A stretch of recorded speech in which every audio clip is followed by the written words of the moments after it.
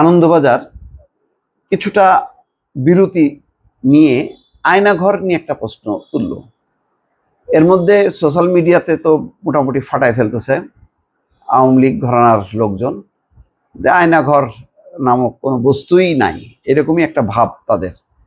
তাহলে ওই যে সব 8 বছর 10 বছর ওরা মানে এর থেকে আকাশ থেকে মানে নামছে বাংলাদেশে, এবং বলা হচ্ছে যে তারা আকাশে ছিল, বাতাসে লুকায় ছিল বা বিদেশে লুকায় ছিল, এখন এসে বলতেছে তারা আয়নাঘরের গল্প, এমনটাই বলার চেষ্টা করছে। যাই হোক, একটা কথা বলি, গত 15 বছরে আওয়ামী লীগ বহু মিডিয়া তারা জন্ম দিছে, কিন্তু সবগুলো হচ্ছে তাদের হাতের মধ্যে ছিল। তারা মনে করলো যে এই সমস্ত মিডিয়াগুলো তারা ক্রমাগতভাবে প্রচার করবে এবং বেছে বেছে একেবারে আওয়ামী লীগ মার্কা লোকজনকে তারা দিছে যাতে কন্ট্রোল করা যায় এবং মালিকানা যাতে আওয়ামী লীগের হাতে থাকে, এবং তাদের পক্ষে প্রচার প্রচারণা মানে তারা করে গেছে।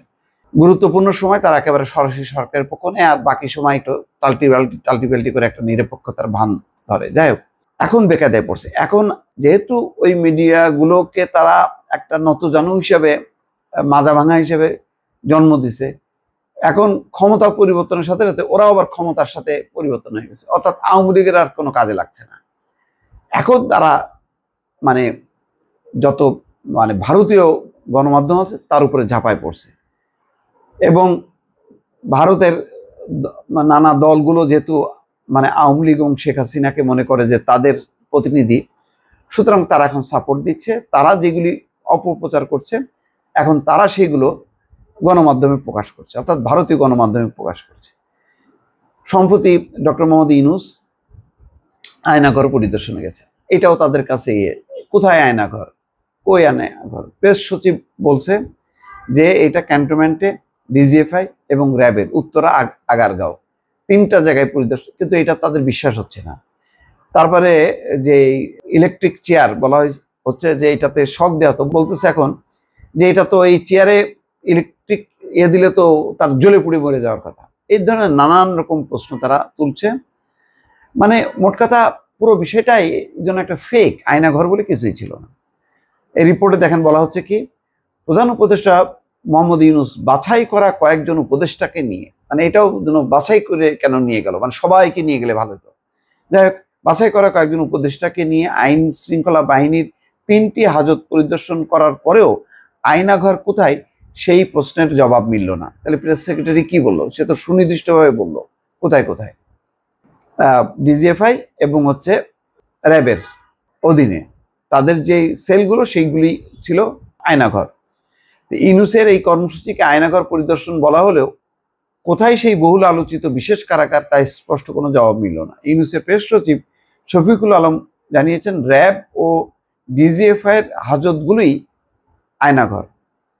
তার কথায় শুধু রাজধানী নয়, সারা দেশে 700-800 আয়নাঘর রয়েছে। শেখ হাসিনার প্রশাসনের বিরুদ্ধে অভিযোগ, বিরোধীদের নির্বিচারে বন্দিশালায় তুলে নিয়ে গিয়ে নির্যাতন করেছে গোয়েন্দা পুলিশ, র্যাব এবং ডিজিএফআই।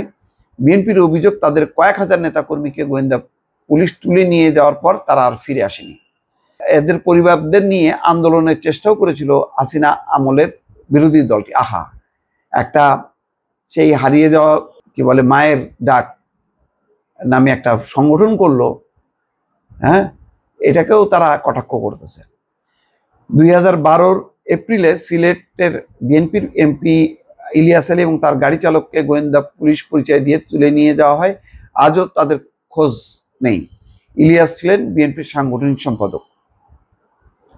2015 মার্চে উত্তরার বাসা থেকে আইন শৃঙ্খলা বাহিনী বিএনপির স্থায়ী কমিটির সদস্য সালাউদ্দিন আহমেদকে তুলে নিয়ে যায়। তার 61 দিন পরে ভারতের মেঘালয়ে সড়কের ধারে তাকে অচেতন অবস্থায় পাওয়া যায়। প্রায় 10 বছর শিলংয়ে কাটিয়ে মামলায় খালাস পেয়ে দেশে ফিরে ফের দলের কাজ শুরু করেছেন সালাউদ্দিন। সম্প্রতি এইসব অভিযোগে শেখ হাসিনার বিরুদ্ধে আন্তর্জাতিক অপরাধ ট্রাইব্যুনালে শেখ হাসিনা ও তার দল সরকারের অন্য নেতাদের বিরুদ্ধে মামলা দায়ের করেছেন বিএনপির নেতৃত্বে।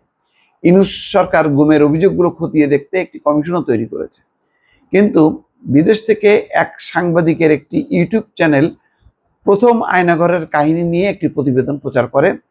পরে যা প্রচার করে আল জাজিরা টেলিভিশন। পরিচয় গোপন করা কয়েকজন জানান তাদের মতো বিভিন্ন জন আটক করার পর বিশেষ বন্দিশালায় নিয়ে আটকে রাখে ডিজিএফআই।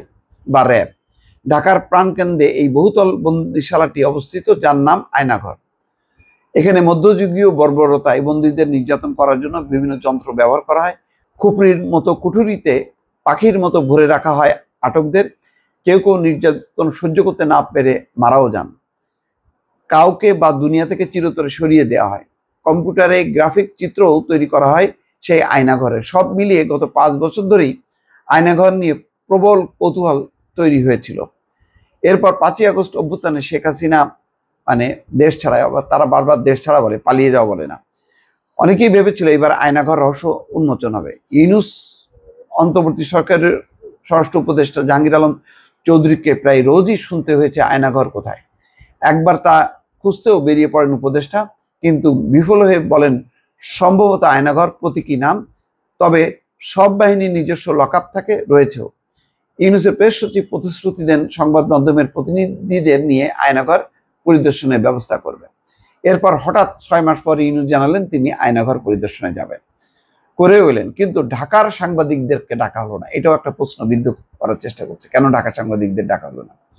উপদেষ্টা ও প্রেস সচিব সমাজ মাধ্যমে যে ছবি দিলেন তার সাধারণ লকআপের মতোই দেখতে। একটি স্টিলের চেয়ার রেখে বলা হলো বন্দীদের বৈদ্যুতিক শক দিতে সেটি ব্যবহার করা হতো, কিন্তু তা নিয়ে সমালোচনার ঝড়, কারণ সেই চেয়ারে বসিয়ে শক দিলে বন্দির ঝলসে মারা যাওয়ার কথা।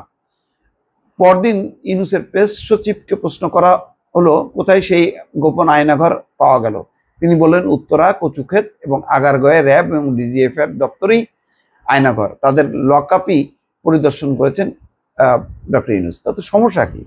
তারা তো তাদের লকআপ পেয়ে বছরের পর বছর আটকে রাখতে পারে না, সেগুলিরই প্রতীকী নাম আয়নাঘর। সমস্যা কোথায়?